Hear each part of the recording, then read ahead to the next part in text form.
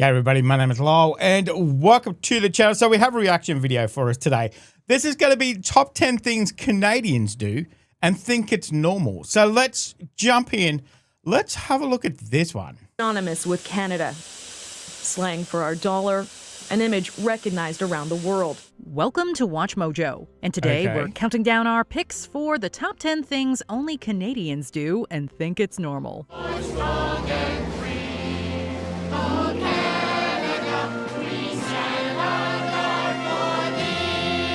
For this list, we're looking at aspects of Canadian culture that may appear unusual in other parts of the world, but are completely normal in the Great White North. And I should know, I am Canadian. What do you think is the most unusual thing about Canucks? Let us know in the comments. Number 10, eat ketchup-flavored chips. Whether you call them chips or crisps, Canada is a Commonwealth country after all, flavored potato chips are a common snack across the globe. I thought they were, I just assumed they were American. I know Lay's is American, but I thought we used to get ketchup chips here. I never really liked them. I think I tried them once. I didn't really like it. Didn't really like it.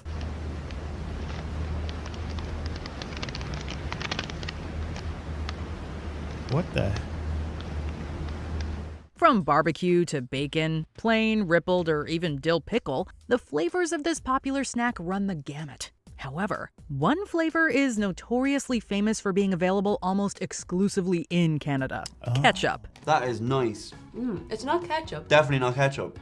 Nicer than ketchup. Yeah, it is. The condiment-flavored treat is a huge favorite of Canadians because it's delicious, and one that often confuses visitors from other countries. Although its origins are a little fuzzy, it was likely inspired by the long-standing pairing of ketchup and another potato-based food: French fries. It's the powder or the seasoning, but it's working.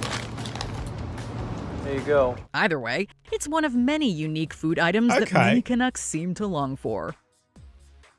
Number 9, wear shorts in cold weather.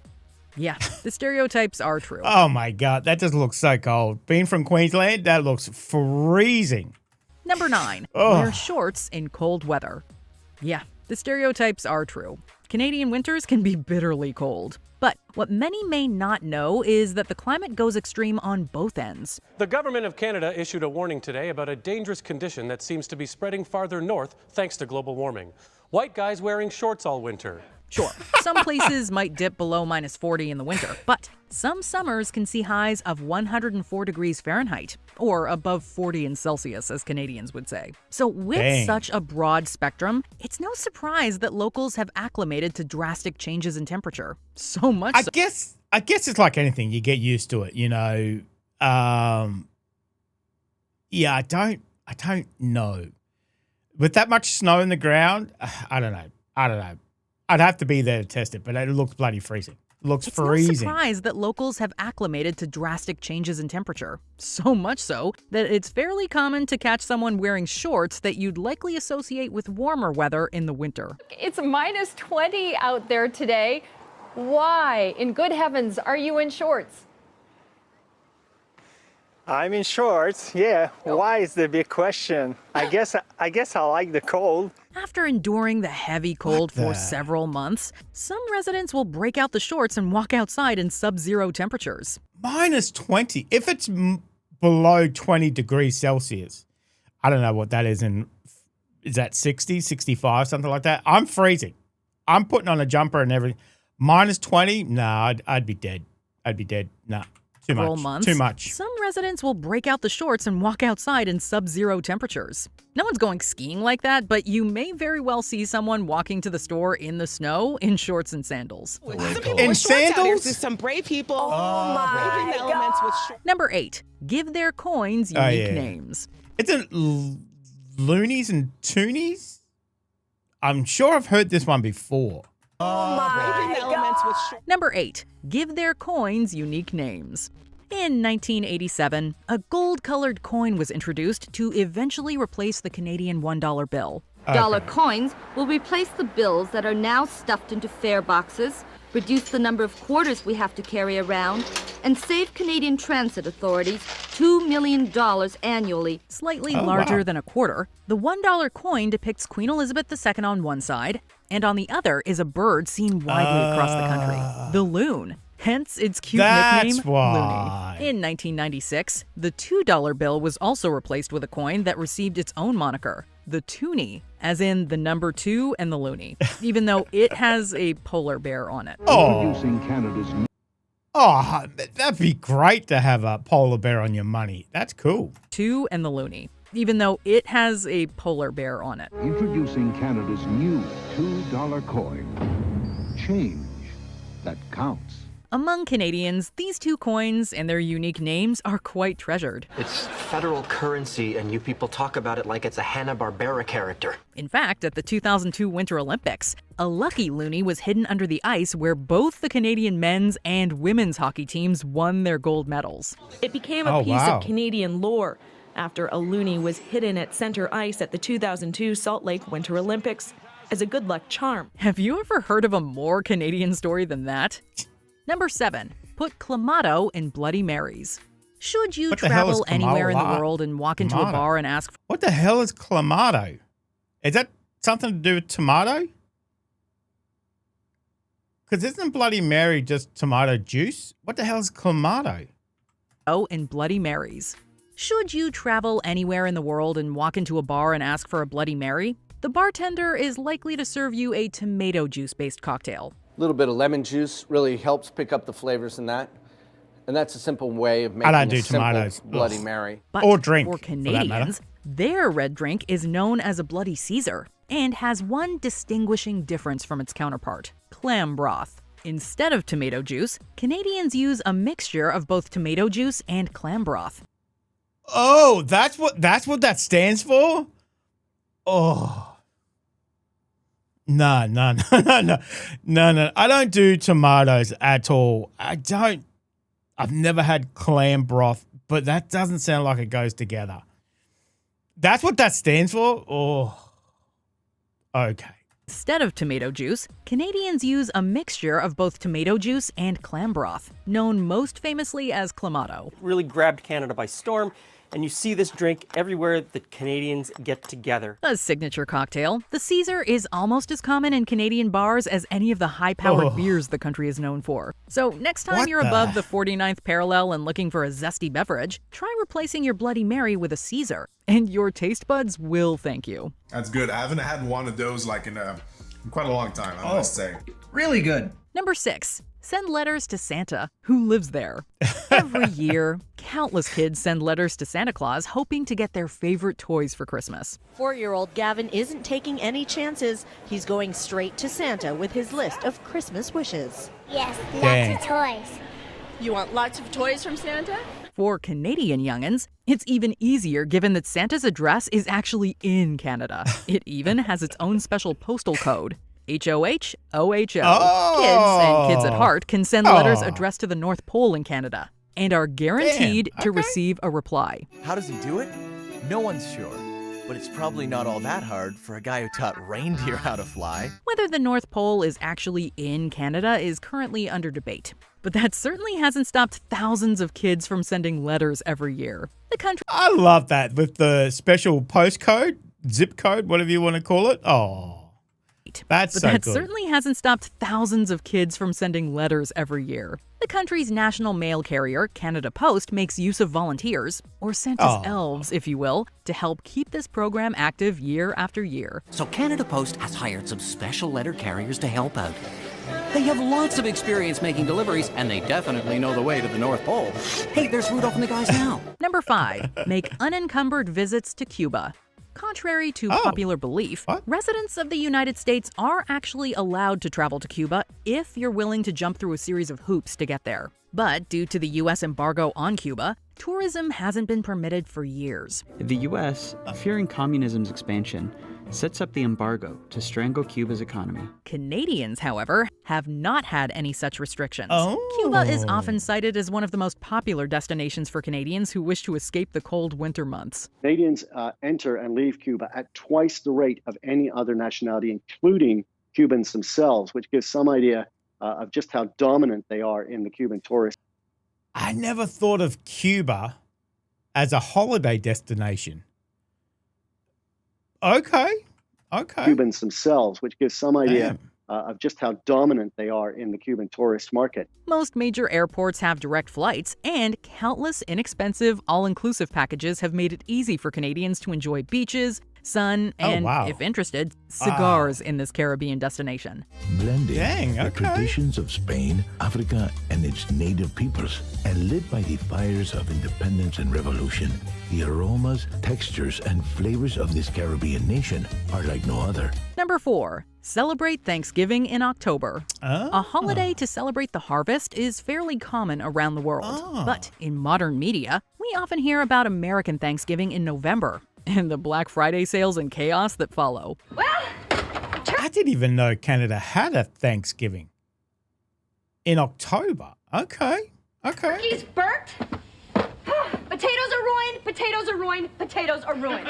For Canadians, the same Thanksgiving holiday is actually celebrated in October. Oh, right. I forgot. You guys are weird. You pronounce the word out. Seemingly originating in 1579 during Martin Frobisher's excursion to find the Northwest Passage, it slowly evolved as the years passed, often dubbed Canadian Thanksgiving to distinguish it from its U.S. counterpart. Canada is not the only country that celebrates it in October. The thing is, it's basically the exact same holiday, except earlier. Grenada, St. Lucia, and even Germany celebrate similar festivals that same month. And honestly, it's nice to have a longer break between this giant meal and the one in December. Is it better to have Thanksgiving 1 month before Christmas, that the Americans do, or is it better to have it two months before, as Canada does? Number 3, are sorry about being sorry. Ask virtually anyone around the globe to describe a Canadian, and they'll likely use one word: friendly. Canucks are widely considered some of the friendliest people in the world. Oh, sorry there. Didn't see ya. You okay? I'm fine. Okay. Sorry about that. So friendly, in fact, that we've been stereotyped for apologizing for almost anything and everything. It's become such an ingrained part of Canadian culture that the Ontario government had to pass the Apology Act of 2009, which stated that an apology does not automatically comprise an admission of guilt. Well, this is a mugging. So, What? Yeah, I'm sorry about that. If I could just get that wallet right there. It's one of the more quirky aspects of Canadian culture that certainly distinguishes us from other countries, who shall remain nameless. Sorry, we're just too polite to call them out. We say it correct. Sorry. I think that they just don't know how to say it because they never do it, or they just blame it on the nearest person and or country. They just do that. Number 2, buy milk in bags. At one time, the milkman came to your house and dropped off your bottles of milk. Oh, it's only the milkman. Hey, maybe I should be a milkman. As cartons became the norm, people got used to buying them in stores. For Canadians, the shift from the imperial measuring system to metric also brought something new: milk. What? You got milk in a bag? I've never seen that before. Huh? The shift from the imperial measuring system to metric. I thought that was bread. That's milk? But you got cartons right there above you. Why is it? Metric also brought something new: milk in bags. What is...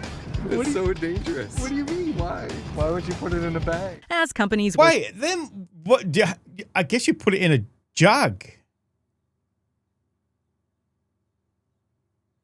I'm just trying to think. Okay.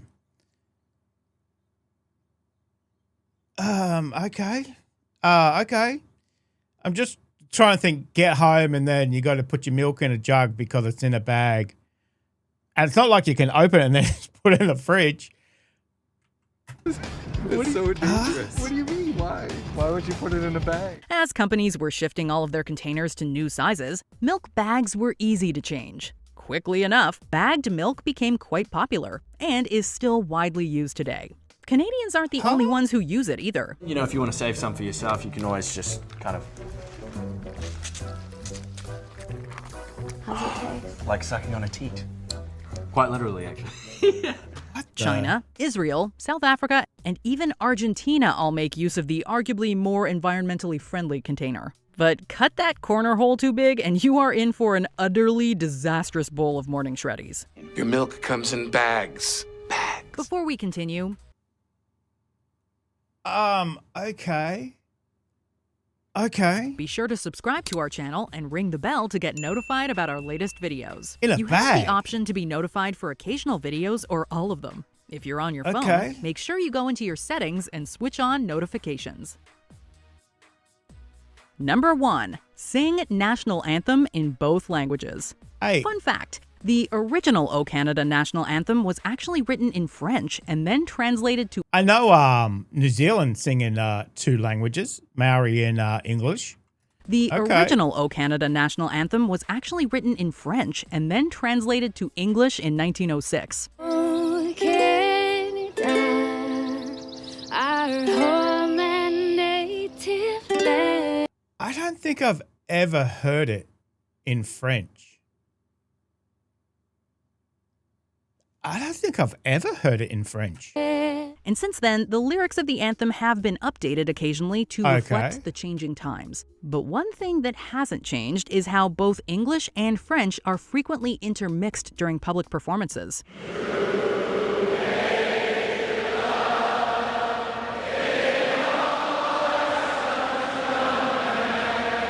Often sung at sporting and other major events, it is fairly common for some portions of the anthem to be sung in English, then switch to French or vice versa, and then back several times. I like to call this the hockey version.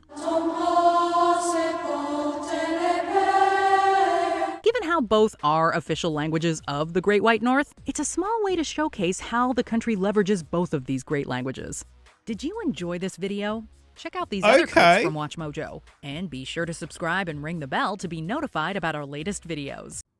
I mean, not wildly different to what people do. I know, as I said there, the New Zealanders do Maori and English. But milk in a bag. I'm just going to put it out there. That's weird. I'm not used to it. I've never seen it before. I just think that's going to be messy.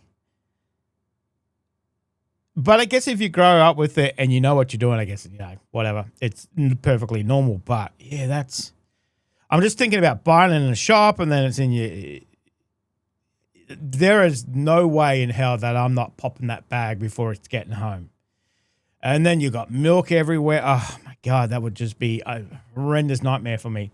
I've never seen milk in a bag. And that, what is that, Clamato? Nah, I don't know about that. I don't know about that either. It's like, okay, the money I can understand, obviously it's got a loon on it. Okay, we like to give names to things as well, nicknames as well. I don't think we ever name our currency though. I don't think we do. I don't think we've gone that far. We haven't really had anything that's kind of stood out like that either. But I love the fact that, the letters to Santa Claus with the ho, ho, ho postcode. That's brilliant. That's brilliant. That is a great touch. But milk in a bag, I know I'm getting stuck on that one, but it's just so, I don't know. I've never heard of that before. Interesting. Very interesting. And then obviously walking in shorts and whatever. I mean, if you're a Canadian, you're probably used to the cold anyway. So you probably don't put trousers on until it's minus 50. Who knows? Anything below 20 degrees Celsius, too cold for us Queenslanders. That is it. But that was very interesting. Very, very interesting. Let me know if you enjoyed that one, guys. Thank you very much for joining us. Make sure you stay safe. And I'll definitely see you in the next reaction video. Oh, you're still here? You want more content? Why don't you check out my Patreon down here? You'll get plenty more content and some exclusive videos over there too. If not, why not check out this one over here?